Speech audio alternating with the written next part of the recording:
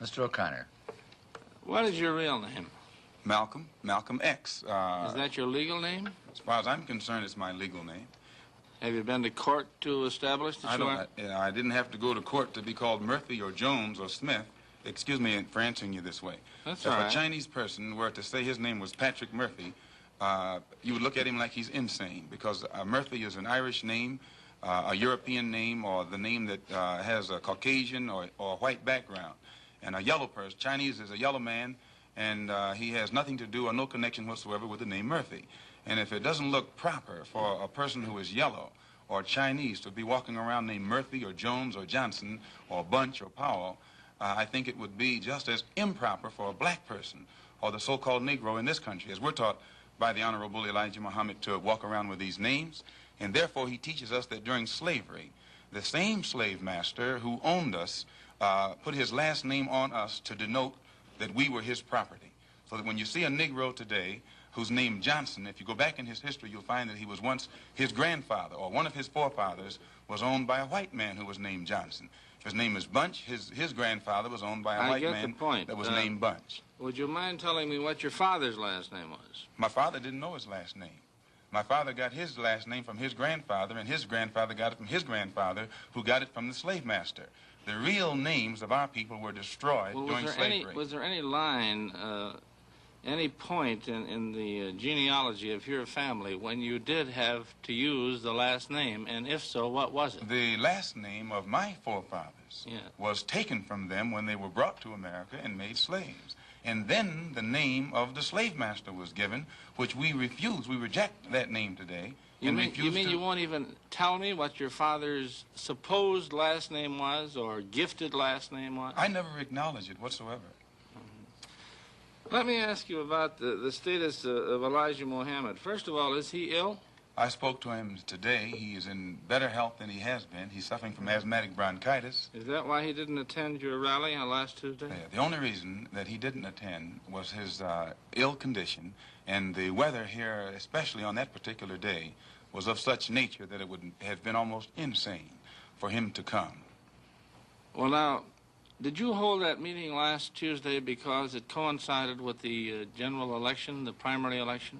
I think if you study the history of Mr. Muhammad's work and religious work in this country, we've had our convention on February the 26th every year for, I think, the past 33 years.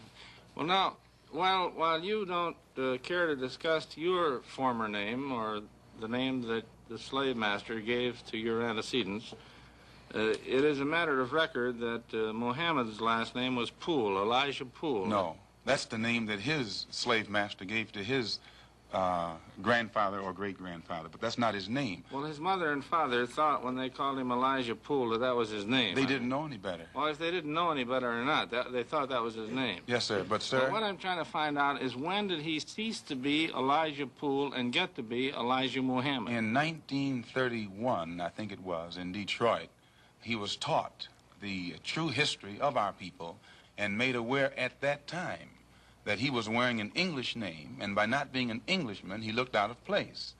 And his teacher gave him the name that he's wearing today, Muhammad, Elijah Muhammad. All right, now when did he become what he purports to be in your literature, the son of Allah?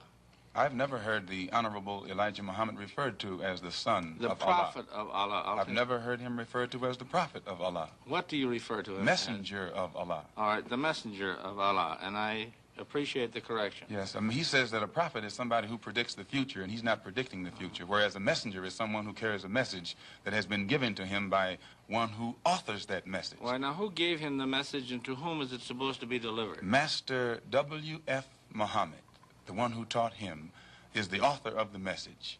He gave it to the Honorable Elijah Muhammad, which makes him the messenger. And he's to deliver that message of truth and righteousness to the 20 million American so-called Negroes, which means he's to teach us the truth, which will awaken us, and then show us how to live a life of righteousness, which will automatically qualify us for recognition as human beings by all other righteous human beings here on this earth. Well, now, one other question. With reference to what Mr. Hurlbut asked you a little bit ago, you took a very moderate position of wanting independence without having any hatred for the whites. Do I understand that correctly? Hatred is not involved in it whatsoever. Well, I recall in a recent plane crash, I mean 2 or 3 years ago, or less than that, a charter flight on Air France in which a group of people from Atlanta, Georgia, were, as they say in the business, as they took off from Orly Field. And you were quoted at that time as expressing great gratification that this tragedy had occurred. Do you recall that? I recall it. What did you say? Do you remember? The press misinterpreted it and misrepresented it. What did you say? They said that it was made at a Muslim meeting. It wasn't. It was made at a rally of Negroes, Baptist, Methodist, Catholic, and otherwise in Los Angeles, who were rallying to protest the brutal shooting of 7 unarmed Negroes and what did you by say? heavily armed white policemen in the city of Los Angeles.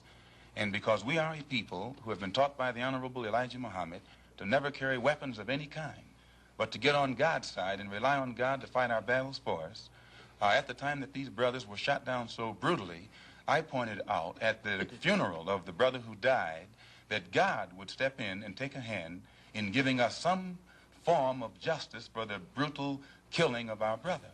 And when the plane crashed in France, I pointed out to the crowd at this rally that this was an act of God showing his wrath or complete resentment over the brutal form of injustice that had been inflicted upon our poor unarmed brothers. Were you saying that, or do you believe that?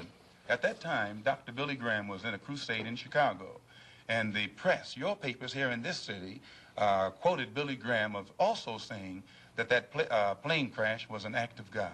And if you take time to check the newspapers, I think that you'll find that this is correct. But no one thought that Billy Graham was so wrong when he attributed the crash of this plane to his God. But when we say that it come from our God, then we're looked upon as being, outrageous. I know, but you took the position that this was a matter of satisfaction to you for an injustice done against you, and I think that that's a trifle severe. We did not think that it was a coincidence that 120 of the whites on this plane came from the state of Georgia, a state that has the worst record in the history of America for the mistreatment of black people in this country. Worse than Mississippi? They maybe are a little less, Mississippi is a little less hypocritical today than Georgia, but both of them are still practicing the same thing. Now the whites in Georgia bite Negroes with a smile, whereas they used to bite them with a growl. But they're still being bitten, and we don't think that it is any worse to be bitten with a smile than it is to be bitten with a growl. Mr. Calvert. While we're on the subject of Mississippi, what is your organization's position of what happened in Mississippi in the past 6 months? Such as what?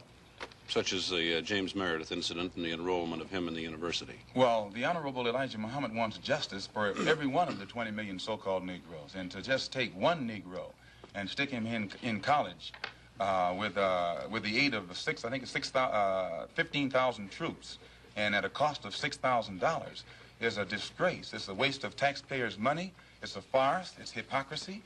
Because if it's right for one Negro to be forced into that university, then every Negro in the state of Mississippi who is qualified has the same right to go to that university. And if the government is not ready and willing to enforce the right of every Negro in the state of Mississippi, then, in my opinion, sir, it's only hypocrisy to pretend that they are for justice by pushing one Negro in and blowing it up all over the world to make it look like they're solving the problem when millions of black people in that state are still going to segregated schools and getting an inferior education. Does your organization encourage members to attempt to enter schools that have been known as all white in the past? The Honorable Elijah Muhammad doesn't discourage us from attending white schools, but he does say that it is better for us to go to our own schools, and after we have a thorough knowledge of ourselves, of our own kind, and racial dignity has been instilled within us, then we can go to anyone's school and we'll still retain our race pride, our racial dignity, and we will be able to avoid the subservient inferiority complex that most Negroes have or that is instilled within most Negroes who receive this sort of integrated education.